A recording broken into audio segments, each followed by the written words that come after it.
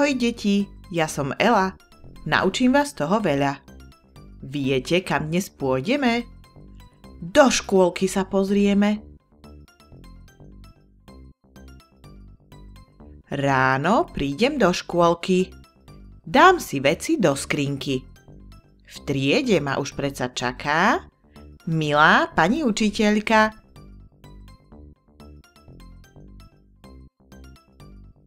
S kamošmi sa chvíľu zahrám, nakreslíme kvietky mamám. Požičiam si skladačku, naučím sa básničku. 10 hodín to je čas, kedy chlebík čaká nás. Na 10 všetko zjeme a von sa hneď vyberieme. Najedení na ihrisku postavíme si hrad z piesku. Kto chce, ten sa s loptou hrá. Je to skvelá zábava. Necikáme do trávičky. V škôlke majú záchodíky. Papierom sa utrieme a ruky si vždy umyjeme.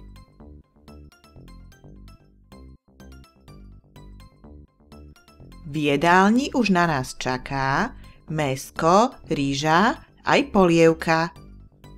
A keď všetko zjeme, tak si oddychneme. Do pyžamka, do košielky, potom rýchlo do postielky.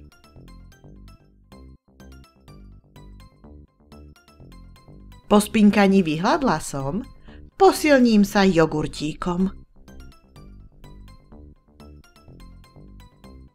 V triede niečo nakreslíme, pesničku sa naučíme.